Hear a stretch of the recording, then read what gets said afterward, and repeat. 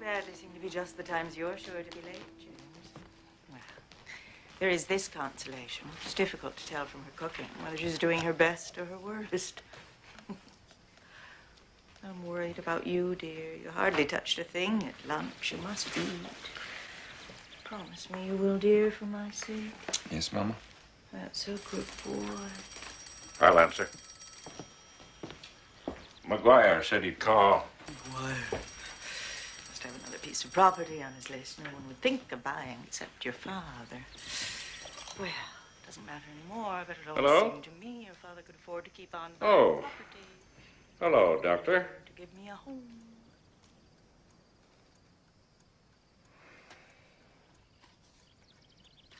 I see. Well, you'll explain all about it when you see him this afternoon. Oh, yeah, he'll be there for sure. 4 o'clock. I'll drop in myself and have a chat with you before that. Well, I have to come uptown on business anyway. Yeah. Goodbye, Doctor.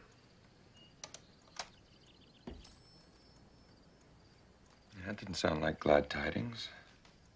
It was Dr. Hardy. He wants you to be sure to see him this afternoon at 4 o'clock. What did he say?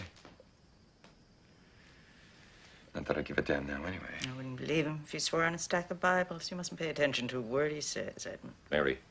Oh, we all realize why you like him, James, because he's cheap. But please don't try to tell me he's an ignorant fool. When you're in agony and half insane, he sits and holds your hand and delivers sermons on willpower. He deliberately humiliates you. He makes you beg and plead. And yet it was exactly the same type of cheap quack who first gave you the medicine, and you never knew what it was until too late. I hate doctors. I'll do anything For God's to sake, keep Mom, you stop coming. talking. Yes, Mary, now is not the time.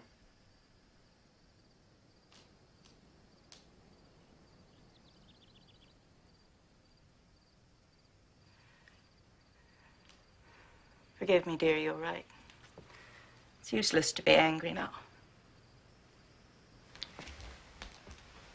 I'm going upstairs for a few minutes, if you'll excuse me. I have to fix my hair. That is, if I can find my glasses.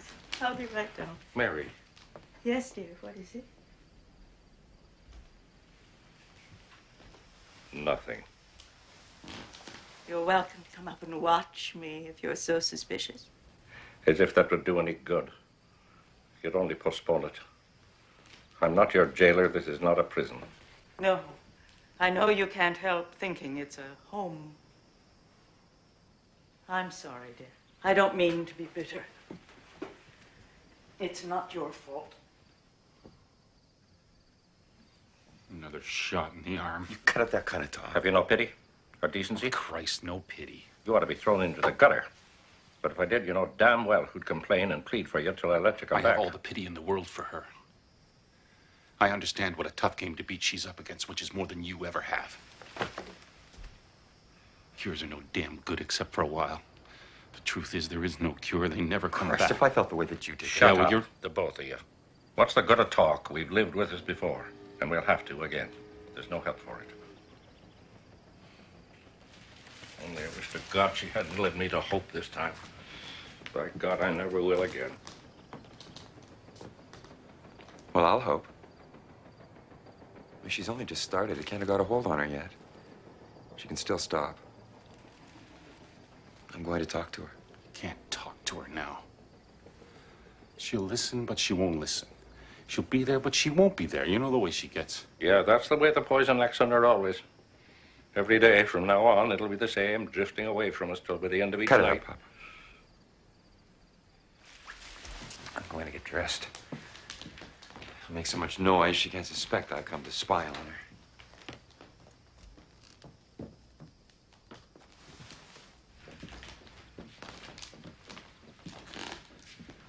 What did Doc Hardy say about the kid? It's what you thought. He's got consumption. God damn it. No possible doubt, he said. He'll have to go to a sanatorium. Yeah. And the sooner the better, Hardy said, for him and everyone around him. He claims that in 6 months to a year, Edmund will be cured if he obeys orders. I never thought a son of mine. Well, it doesn't come from my side of the family. There wasn't one of us that didn't have lungs as strong as an ox. Who gives a damn about that part of it? Where does Hardy want to send him? That's what I'm to talk to him about. Well, for God's sake, pick out a good place and not some cheap dump. I'll send him where Hardy thinks best. Yeah. Well, what I'm afraid of is with your Irish bog trotter idea that consumption is fatal, you figure it'd be a waste of money to spend any more than you can help. You're a liar. Prove it. Prove I'm a liar. That's what I want. That's why I brought it up. I have every hope Edmund will be cured, and keep your dirty tongue off Ireland. You're a fine one to sneer with a map of it on your face. Not after I wash my face.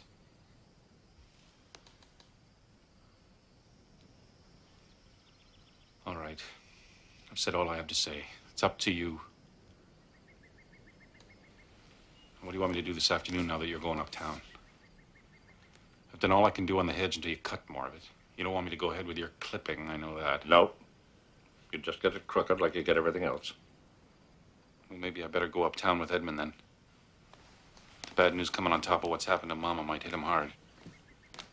Yeah. Go with him, Jamie. Keep up your spirits if you can. If you can, without making an excuse to get drunk. What would I use for money? The last I heard, they were still selling booze, not giving it away. I'll get dressed.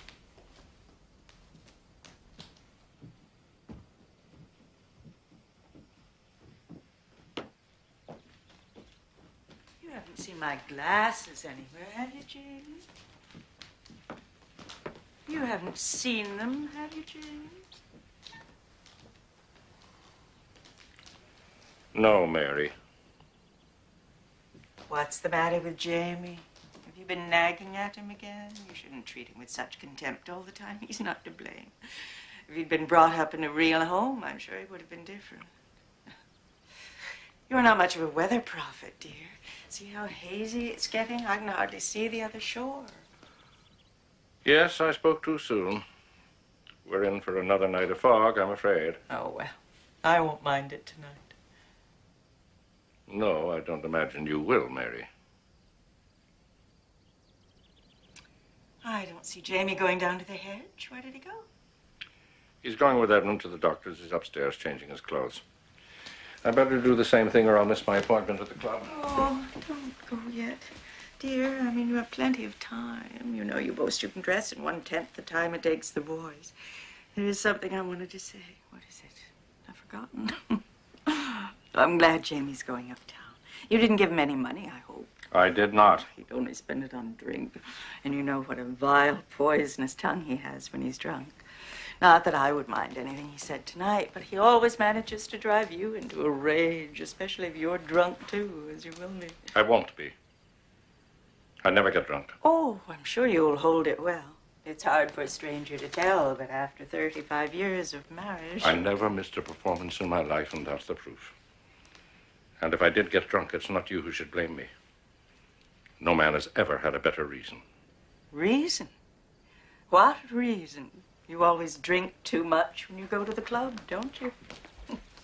But don't think I'm finding fault, dear. You must do as you please. I won't mind. I've got to get dressed. Oh, please wait a while, dear, at least until one of the boys comes down. You'll all be leaving me so soon. It's you who are leaving us, Mary. I? Well, that's a silly thing to say, James. How would I leave? There's nowhere I could go. Who would I go to see? I have no friends. It's your own fault. There is surely one thing you could do this afternoon, Mary. That'll be good for you. Go for a drive in the automobile. Get away from the house. Get some sun and fresh air. I bought the automobile for you, and you hardly ever use it. And then there's that chauffeur I have to lodge and pay high wages to, whether he drives you or not. It's waste. The same old waste that'll land me in the poorhouse in my old age. Yes, it is a waste of money, James. You shouldn't have bought a second-hand automobile. You were swindled again, as you always are, because you insist on second-hand bargains and everything. It was one of the best makes. Everyone said it was better than the new You ones. mustn't be offended, dear. I wasn't offended when you gave me the automobile. I was grateful and touched. And you buying the car was a hard thing for you to do. And it proved how much you loved me in your way, especially as you couldn't really believe it would do me any good.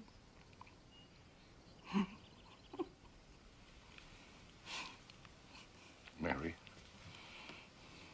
dear Mary, for the love of God, for my sake, for the boy's sake, and for your own, won't you stop now? James, please. Stop what? What are you talking about? James, we love each other. We always will. Let's remember only that. Not try to understand what we cannot understand, or help things that cannot be helped, things life has done to us we cannot excuse or explain.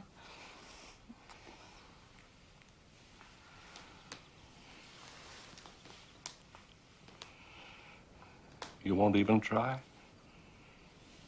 Try going for a drive this afternoon, you mean? Why, yes, if you wish me to, although I never know where to tell Smythe to go.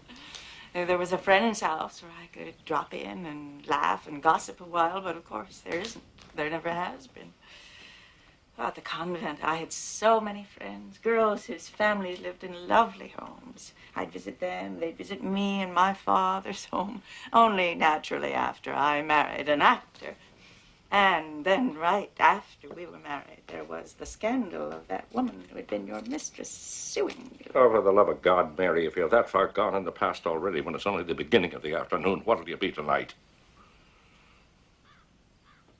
Come to think of it, I do have to drive uptown.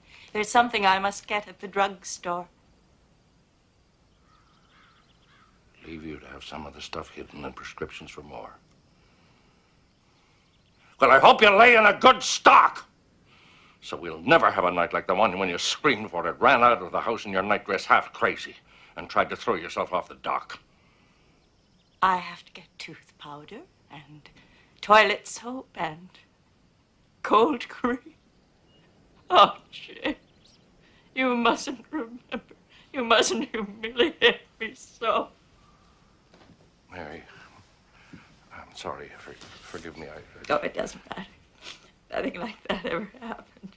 You must have dreamed it. I was so healthy before Edmund was born. You remember, James, there wasn't a nerve in my body. Even traveling with you season after season, with week after week of one-night stands, in trains without Pullmans, in dirty rooms of filthy hotels, eating bad food, bearing children in hotel rooms I still kept healthy. But bearing Edmund was the last straw. I was so sick afterward. And that ignorant quack of a cheap hotel doctor. All he knew was I was in pain.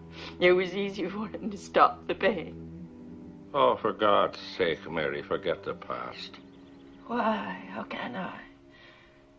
The past is the present, isn't it? It's the future, too. We all try to lie out of that, but life won't let us. I blame only myself. I swore after Eugene died I would never have another baby. I was to blame for his death. If I hadn't left him with my mother to join you on the road because you wrote, telling me you missed me and were so lonely, Jamie would never have been allowed while he still had measles to go in the baby's room. I've always believed Jamie did it on purpose. He was jealous of the baby he hated. Oh, Mary. Oh, I know. Jamie was only 7, but he was never stupid. He'd been warned it might kill the baby. He knew. I've never been able to forgive him for that. Are you back with Eugene now? Can't you let our dead baby rest in peace? It was my fault. I should have insisted on staying with Eugene and not have let you persuade me to join you just because I loved you. Above all, I should never have let you insist I have another baby to take Eugene's place. I never should have borne Edmund. Mary, be careful with your talk. If he heard you, he might think you never wanted him. He's feeling bad enough already as it is. Oh, I did want him. Oh, more than anything in the world. You don't understand. I meant for his sake. He's never been happy. He never will be. Or healthy. He was born nervous and too sensitive, and that's my fault. And now, ever since he's been so sick, I've kept remembering Eugene and my father. I've been so frightened and guilty. Oh, I know. It's foolish to imagine dreadful things when there's no reason for it. After all, everyone has colds and gets over them. Here comes Edmund. Now try to be yourself, at least until he goes. You could do that much for him. You look spick and span. I'm on my way up to change, too. Wait a minute, Papa. I hate to bring up disagreeable topics. As a matter of car fare, I'm broke. You'll always be broke until you learn the value of $1. Ah, you've been learning, lad. You worked hard before you took ill. You've done splendidly. And I'm proud of you. Thank you. How sharper than a serpent's tooth it is. To have a thankless job, I know, Papa. Give me a chance, will you? I'm knocked speechless. This isn't $1, it's a 10 spot. Put it in your pocket. You'll meet some of your friends uptown, and you can't be sociable and hold your end up with nothing in your jeans. You meant it. Gosh, thank you, Papa. Why all of a sudden? Doc Hardy tell you I was gonna die?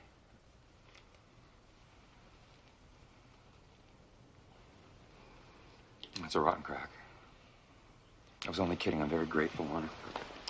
You're welcome, lad. I won't have it. Do you hear, Edmund? Such morbid nonsense. Saying you're going to die, you think you didn't want to live.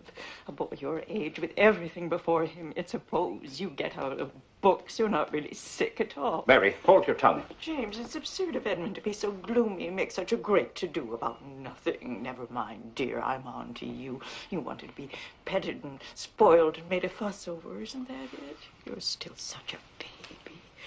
But don't carry it too far, dear. Don't say horrible things. I know it's foolish to take them seriously, but I can't help it. You've got me so frightened. Don't, Mother. Look, maybe if you ask your mother now what you said you were going to... Oh, God, look at the time. I gotta shake a leg here. How do you feel, dear? Your head is a little hot, but... Well, that's just from going out in the sun. You look ever so much better than you did this morning. Come and sit down. You mustn't stand on your feet so much. You must learn to husband your strength. Listen, Mama. No. Don't talk. Don't talk. Just lean back and rest. Do you know, I think it would be ever so much better for you if you stayed home this afternoon and let me take care of you. Such a tiring trip uptown and that dirty old trolley on a hot day like this. I'm sure you'd be much better off here with me. Forget, I have an appointment with Dr. Hardy. Listen, You can Mom. telephone and say you don't feel well enough. It's simply a waste of time and money seeing him. He'll only tell you some lie. Please listen.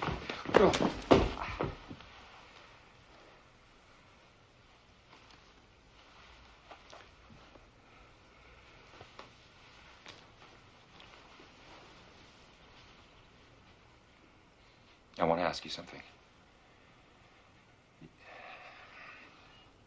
You've only just started. You can still stop. You've got the willpower. We'll all help you. I'll do anything. Won't you, please?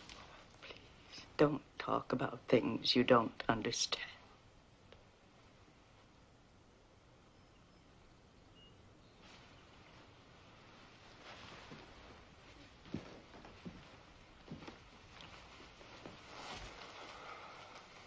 All right. I give up. I knew it was no use. Anyway, I don't know what you're referring to, but you should be the last one. Right after I returned from the sanatorium, you began to be ill. The doctor there had warned me I must have peace at home with nothing to upset me, and all I've done is worry about you. But that's no excuse. I'm only trying to explain. It's not an excuse. Promise me, dear, you won't believe I made you an excuse. What else can I believe? Nothing. I don't blame you. How can you believe me when I can't believe myself? I've become such a liar. Well, I never used to lie about anything once upon a time. Now I have to lie, especially to myself. But how can you understand when I don't myself? I've never understood anything about it, except that one day long ago I found I could no longer call my soul my own. But someday, dear, I will find it again. Someday when you're all well, I see you healthy, happy, and successful. I don't have to feel guilty anymore. Someday when the Blessed Virgin Mary forgives me and gives me back the faith in her love and pity I had in my convent days, and I can pray to her again. Oh, I will be so sure of myself.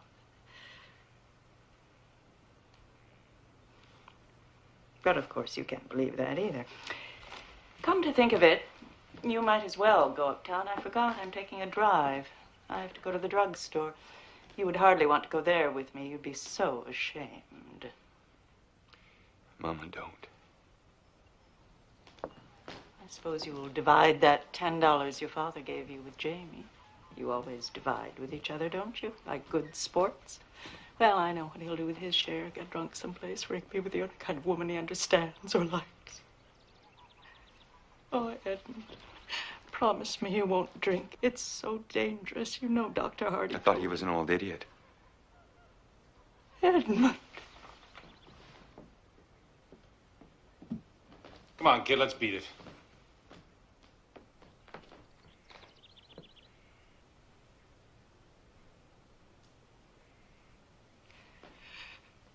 Go on, dear. Jamie's waiting. Oh, here comes your father downstairs, too. Goodbye, dear. Come along, Edmund. Coming home for dinner. Try not to be late. And tell your father. You know what Bridget is. Bye, Mary. Bye, Mama. Bye.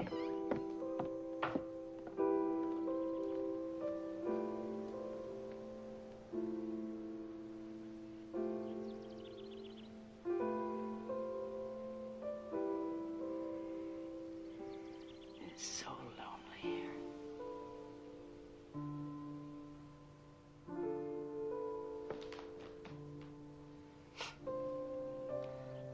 You're lying to yourself again. You wanted to get rid of them.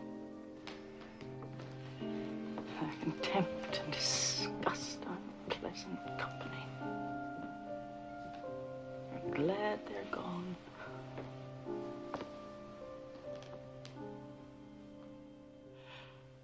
And Mother of God, why do I